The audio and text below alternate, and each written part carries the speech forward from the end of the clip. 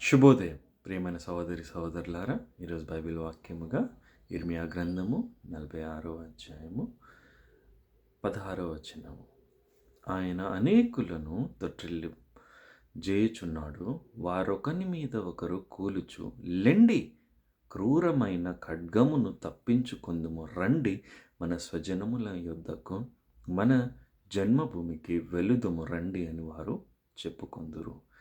మనము ఎప్పుడైతే పడిపోతామో, ఎప్పుడైతే మనము కూలిపోతామో, బాధల్లో ఉంటామో, కష్టాల్లో ఉంటామో, మనము లేచినప్పుడు, దేవుని వైపు చూసినప్పుడు ఆయన మనకు శక్తిని, బలమును దయచేసి దాని నుంచి బయటికి రావడమే కాకుండా మనము ఎన్నడూ పడిపోకుండా తను కాపాడేవాడిగా ఉంటాడు.